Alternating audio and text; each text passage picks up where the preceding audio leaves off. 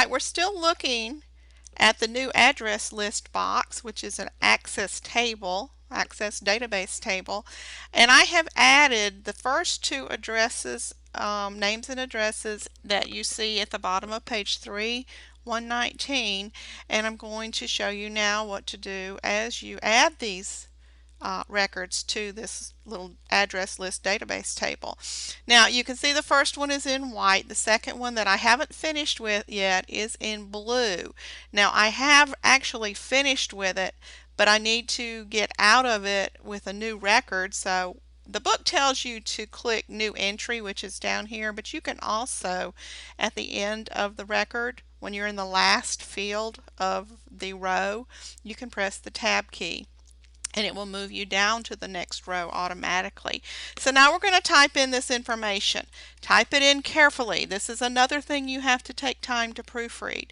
Make sure also that you don't press the space bar after each of these little cell entries, because if you do, it adds spaces to your letter or to your document that you're merging, which will also create errors. So those of you who I have already mentioned, stop pressing the space bar before you press the enter key. This is one of the reasons why, because it creates errors in some documents. So Mr. Joseph, whoops, and see there I made a boo-boo. I did not press the tab key to move to the next field. So now Joseph, and press the tab key and type in his last name Zuber, and press the tab key and type in his company, First Bank of Chicago.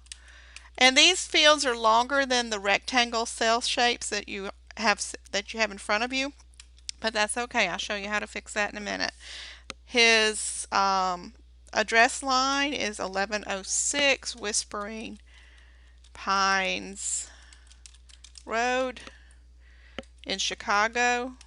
Press the tab key for each new box that you're going to type in. Illinois. Zip code is 60650, 1106. The time of his speech is 10:30 a.m. Press the tab key. It's going to be in the Laurel Suite. Press the tab key, and the name of his speech in quotation marks is using social media to market your organization. Quotation mark. Alright, I'm going to go ahead and press the tab key and get off of this row. Now, we want to be able to see everything that's been cut off here because of the length of these cells. So what we're going to do is we're going to click in that box right there. I don't think it's going to work on this table. Instead of clicking on that box and selecting everything, we'll just come over here to between the field names and put our mouse pointer on that vertical line between the field names, and when it turns into the cross with the double pointing arrows, double click it. That will shrink it up so you can see just the text that's in the field. So for the first name, we're going to move our mouse pointer over here just to the left of last name on top of that vertical line. Change the mouse pointer shape to the cross with the double arrows and double click it. Do the same thing all the way across this screen and this table. And this one gets larger because everything was cut off. This one will get larger because the addresses were cut off. You can scroll. I'm going to move address line 1 out of view. And now for city, we have a little bit of extra space here, so we're just going to close it up. State has a lot of extra space, so close it up. Zip code, close it up a little bit. Time, close it up a little bit. Room field, open it up so you can read everything. And then now the last column, I find this a little tricky, but sometimes your mouse pointer just blinks and flashes and does everything but what you want it to here on the end of the table. So move it, be patient, make it change to the double arrow shape and double click it.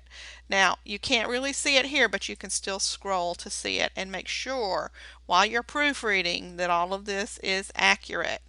Just go through it, compare it to what's in the book, make sure you've got the right numbers, make sure you have the right abbreviations, make sure the capitalization is correct.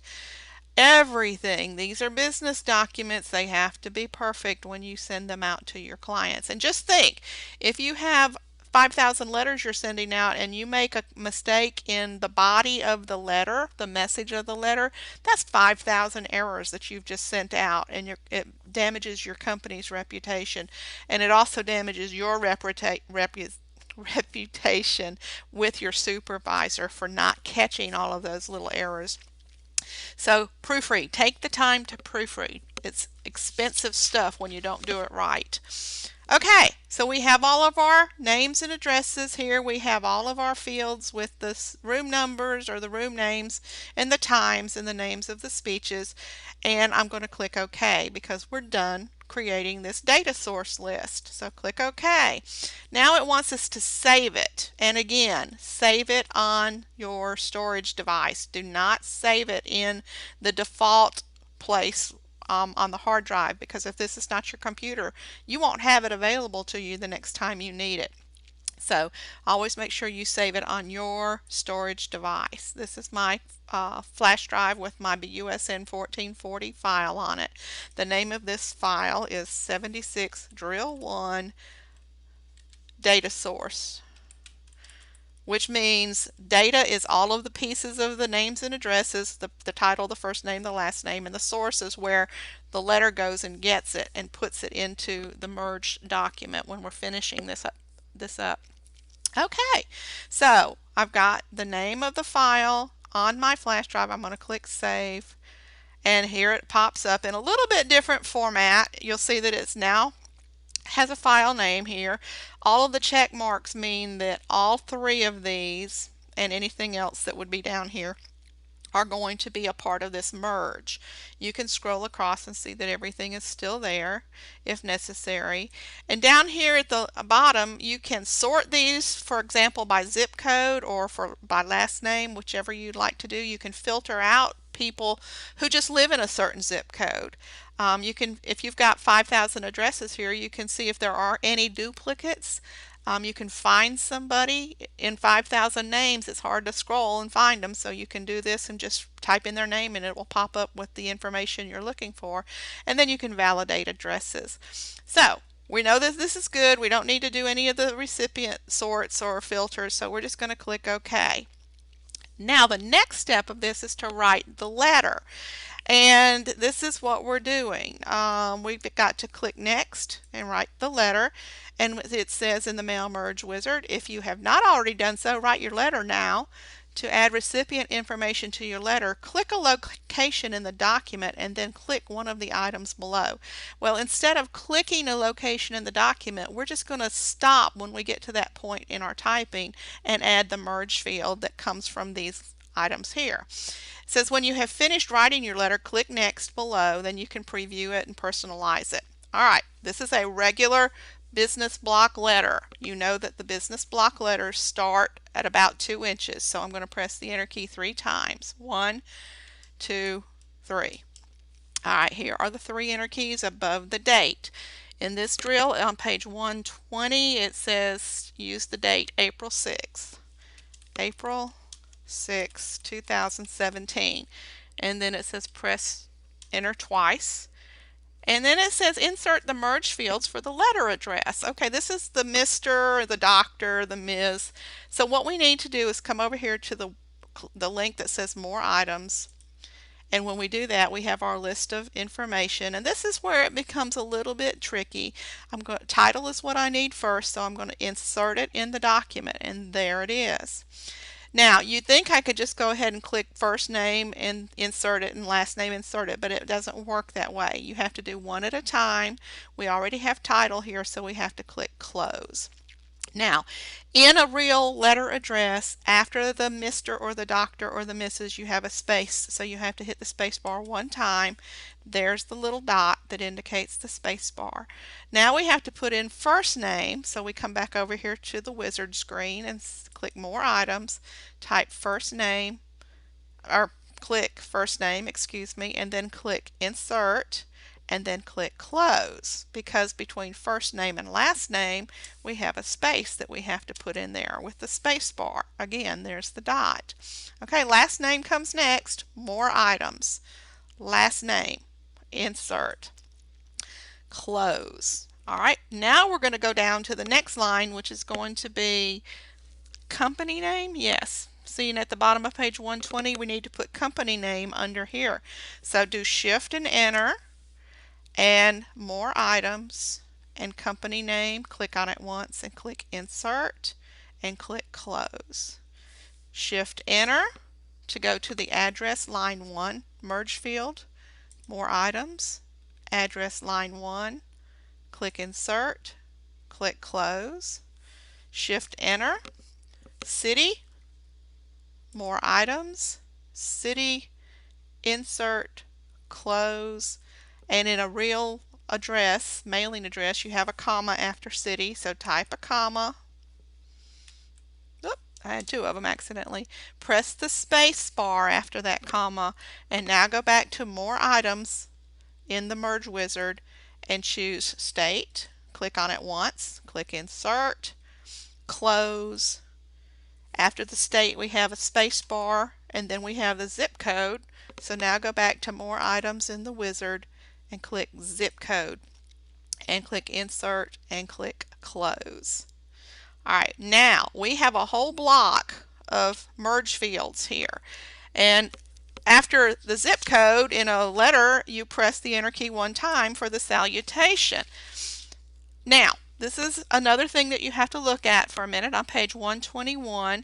Now what we're going to do is, because we're at the salutation, we're going to click greeting line in the merge wizard.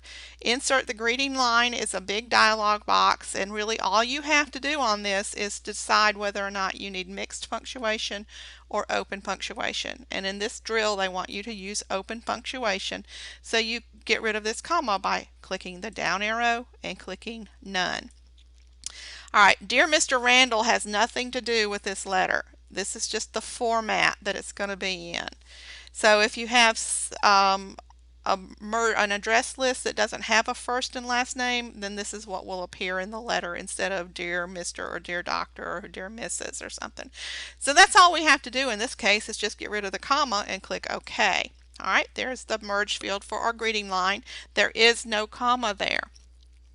Alright, I'm going to stop the video and we'll start a new one here after this one is over, where the letter has been typed, and I'll stop typing when I have to. Well, actually, let me go ahead. I'm jumping the gun. Let me type the first sentence. Thank you for agreeing to present your paper titled, and then there on page 121 is the speech merge field in blue. So we press the space bar after the word titled so we can have a proper space between the words, and we come over here to more items, and in this particular case we're going to type in, or we're going to insert the name of the speech. So click on the speech code, click Insert, click Close, and then after the speech title you have a space and you have the words at the International Conference on Technology to be held at the Omni Hotel in San Francisco on May 12th, period. Okay, there's another merge code within the first paragraph of our letter. I'm going to stop now, finish up the body of the letter to the next code, and then we'll see that finished up in the next video.